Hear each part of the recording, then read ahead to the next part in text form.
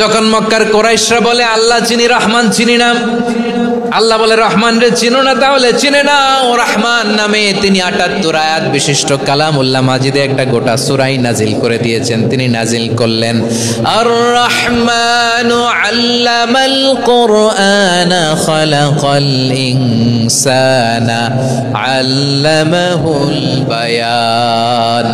দয়াময় রহমান শেখালেন কোরআন, বানালেন ইনসান, শেখালেন বায়ান। দয়াময় রহমান শেখালেন কোরআন, বানালেন ইনসান, শেখালেন বায়ান। দয়াময় রহমান শেখালেন কোরআন, বানালেন ইনসান, শেখালেন বায়ান। পড়েন আল্লাহু আকবার। আল্লাহ বলে রহমান কারে বলে চেনো না, শুনে নাও। ৭৮ আয়াত বিশিষ্ট গোটা একটা সূরাই নাজিল করে দিলাম, সূরাতু আর রহমান। আর রহমান তিনি দয়ালু, আল্লামাল কোরআন, তিনি মানুষকে কোরআন শিখিয়েছেন। খালাকাল ইনসান, মানুষ বানিয়েছেন। আল্লামাহুল বায়ান, মানুষকে কথা বলা বর্ণনা করা শিখিয়েছেন। পড়েন সুবহানাল্লাহ। গোটা একটা সূরাই নাজিল করেছেন, সূরাতু আর রহমান। আমার বারোয়াখালীর ভাইয়েরা, তার নাম হচ্ছে আর রহমান আর রাহিম, মানে দয়াময়, মেহেরবান। তার দয়া যে কত বেশি আপনি কল্পনাও করতে পারবেন না, আপনি কল্পনাতেও আনতে পারবেন না তার দয়া কত বেশি। বিশ্বনবী সাল্লাল্লাহু আলাইহি ওয়াসাল্লাম ফরমান লাম্মা কাদাল্লাহুল খালকা কাতাবা ইনদাহু ফাওকা আরশিহি। আল্লাহ যখন মহাবিশ্বের সব সৃষ্টি করে সারলেন, তিনি আরশের উপরে লিখলেন সাবাকাত রাহমাতি গাদাবি, সাবাকাত রাহমাতি গাদাবি। কোথায় লিখছে? আরশের উপরে। আওয়াজ করে বলেন তো কোথায় লিখেছে? আরশের উপরে আল্লাহ লিখলেন সাবাকাত রাহমাতি গাদাবি। এর মানে হলো আমার দয়ার কাছে, আমার ভালোবাসার কাছে আমার ক্রোধ পরাজয় বরণ করেছে, আমার দয়ার কাছে আমার রাগ কিংবা ক্রোধ পরাজয় বরণ করেছে। মানে আমি আল্লাহর দয়া আছে, আবার আমি আল্লাহর ক্রোধ বা রাগ আছে, কিন্তু আমি আল্লাহর রাগের চেয়ে দয়া বেশি। আওয়াজ করে বলেন আল্লাহর রাগ বেশি না দয়া বেশি? আল্লাহর যদি রাগ থাকতো আমরা বাঁচতে পারতাম? যে পরিমাণে আকাম কুকাম আমরা করি, অপকর্ম করি, অন্যায় করি, জুলুম করে জুলুমের আড্ডাখানা বানিয়ে রেখেছি গোটা দুনিয়াকে, আল্লাহ যদি মুহূর্তে মুহূর্তে রেগে যেতেন আমরা বাঁচতে পারতাম? মহাবিশ্ব সৃষ্টির পরেই তিনি আরশের উপরে লিখেছেন সাবাকাত রাহমাতি গাদাবি, মানে আমি আমার দয়ার কাছে আমি আল্লাহর ক্রোধ, রাগ, ক্ষোভ এটা পরাজিত হয়েছে। সুবহানাল্লাহ বলেন। আবার বিষ্ণু বললেন জাআলাল্লাহুর রাহমাতা মিয়াতা জুজ, আল্লাহ দয়ার ভালোবাসাকে 100 টুকরা করলেন। 99 টুকরা দয়া মায়া ভালোবাসা আল্লাহ নিজের কাছে রেখে দিলেন, আর 1 টুকরা দয়া মায়া ভালোবাসা আল্লাহ গোটা বিশ্বের সবার মাঝে ঢেলে দিলেন। দয়া মায়া ভালোবাসা 100 টুকরা করে আল্লাহ নিজের কাছে রাখছেন কয় টুকরা? সবাই বলেন 99 টুকরা। আর গোটা বিশ্বের সবার মাঝে ভাগ করে দিয়েছেন কয় টুকরা? এবার এই 1 টুকরার নমুনা দেখেন তো পৃথিবীতে। স্বামী স্ত্রীর জন্য কত ভালোবাসা, বন্ধু বন্ধুর জন্য কত ভালোবাসা, গার্লফ্রেন্ড বয়ফ্রেন্ডের জন্য গলায় ফাঁস লাগে, আছে না নাই?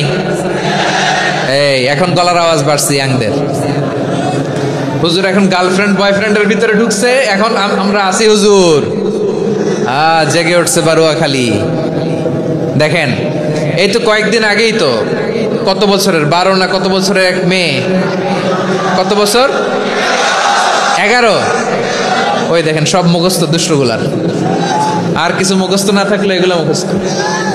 11 বছরের, তারে কি বলবো, তরুণীও তো না, কিশোরী।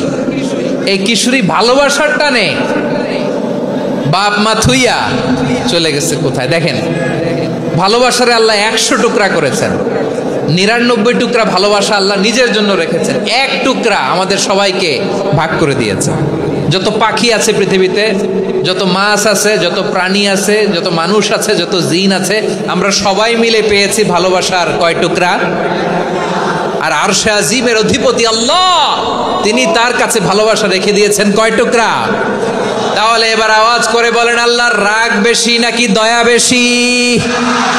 আল্লাহ তুমি দয়ার সাগর রহমানুর রহিম, তোমার দয়ায় পূর্ণ আমার সারা নিশিদিন। সবাই পড়েন, আল্লাহ তুমি দয়ার সাগর রহমানুর রহিম, তোমার দয়ায় পূর্ণ আমার সারা নিশিদিন। আল্লাহু আকবার।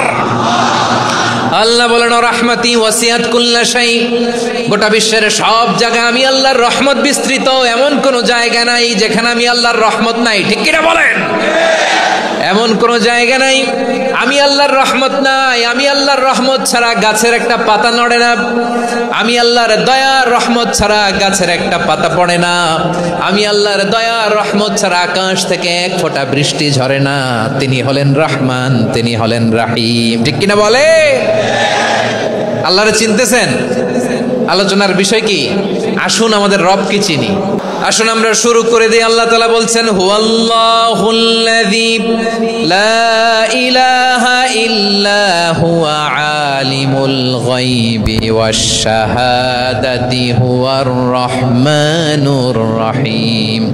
আল্লাহ বলেন, হুয়াল্লাহ, তিনি হলেন আল্লাহ, আল্লাযী লা ইলাহা ইল্লা হু, তিনি ছাড়া কোনো ইলাহ নাই। আছে নাকি? বারোয়াখালীবাসী আওয়াজ করে বলেন তো দেখি, আমাদের ইলাহ কয়জন? আরো জোরে বলেন।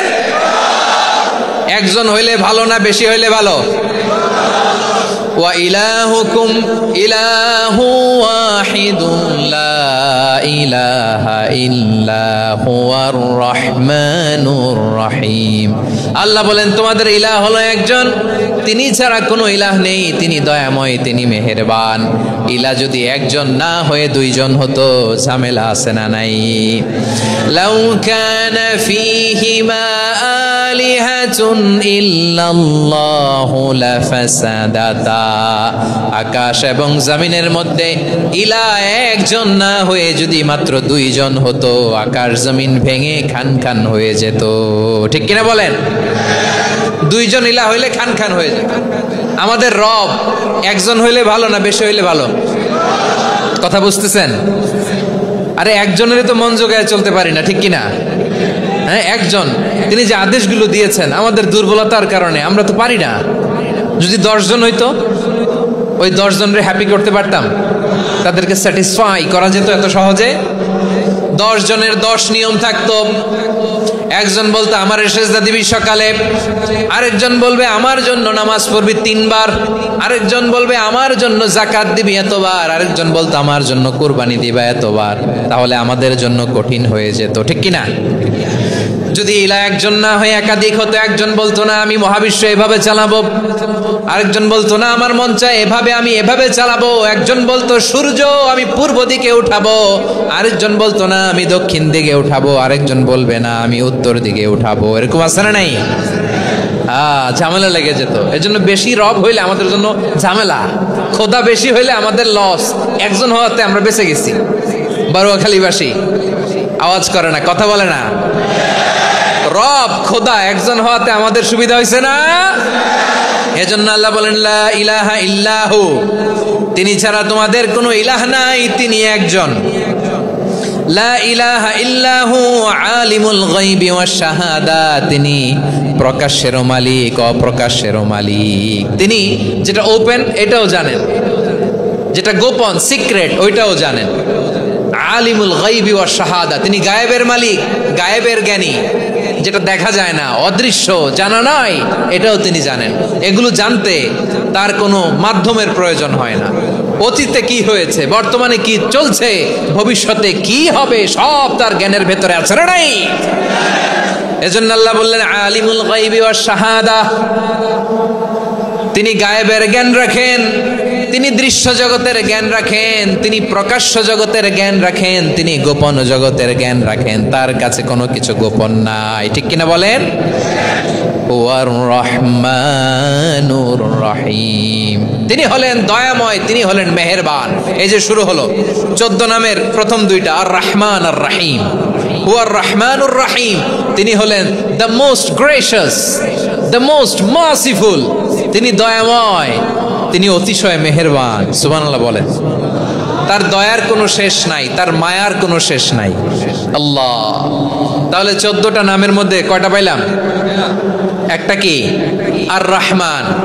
বারোয়াখালীবাসী বুঝে থাকলে আওয়াজ করে বলেন, প্রথমটা কি? 2 নাম্বার আর রহিম। আওয়াজ করে বলেন 2 নাম্বার। আওয়াজ করে সবাই গলা ছেড়ে দিয়ে উত্তর দেন তো, প্রথম নামটা কি? দ্বিতীয় নামটা? আর রহিম। রহমান আল্লাহর one of the major names. আল্লাহর মৌলিক নামগুলোর মধ্যে গুরুত্বপূর্ণ একটা নাম হচ্ছে রহমান। গুরুত্বপূর্ণ নাম কি? রহমান। দয়ার সাগর, মায়ার সাগর। রহমানুন ফিদ দুনিয়া ওয়া রহিমুন ফিল আখিরাহ। এই দুনিয়ার জন্য আল্লাহ রহমান, দুনিয়াতে আল্লাহ সবাইরে দয়া করে, কাফিররাও করে, মুসলিমরাও করে। আর আখিরাতের জন্য তিনি রহিম, সেখানে কাফির মুশরিকদের জন্য আল্লাহর পক্ষ থেকে কোনো দয়া থাকবে না। চিল্লায় বলেন ঠিক কি না? এজন্য আল্লাহ বললেন আমার মৌলিক একটা নাম হলো রহমান।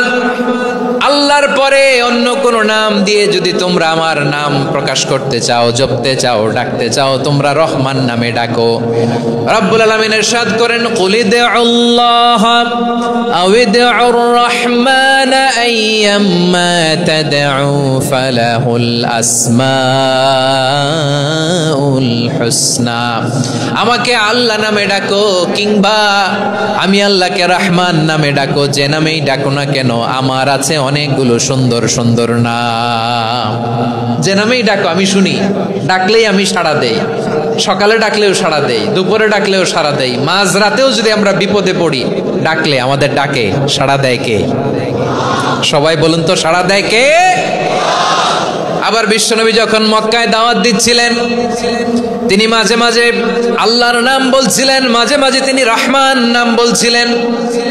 যখন তিনি বললেন ওয়াইদা কিলা লাহুমুসজুদু লিররহমানি ক্বালু ওয়ামার রহমান। বিশ্বনবী মক্কায় যখন মক্কার কাফিরদেরকে, কুরাইশদেরকে বলল, তোমরা রহমানকে সেজদা দাও, রহমানের ইবাদত করো, রহমানের জন্য সেজদায় লুটিয়ে পড়ো। মক্কাবাসী বলে, রহমান আবার কে? রহমান রে তো চিনি না। রহমানকে? আল্লাহ চিনি, রহমান চিনি না। মক্কাবাসী কি বলে? কারে চিনে? আল্লাহরে চিনে। কারে চিনে না? রহমান কে তো চিনি না। রহমান আবার কোত্থেকে আসলো? কে Rahman? Who is this Rahman? যখন তারা বলে রহমান রে চিনি না, আল্লাহর গায়রতে আঘাত লেগেছে। আল্লাহ বলে, রহমান রে চিনো না? না, তাদেরকে চিনানোর জন্য আল্লাহ ৭৮ আয়াত বিশিষ্ট আর রহমান নামে কোরআনে একটা সূরা নাজিল করেছেন।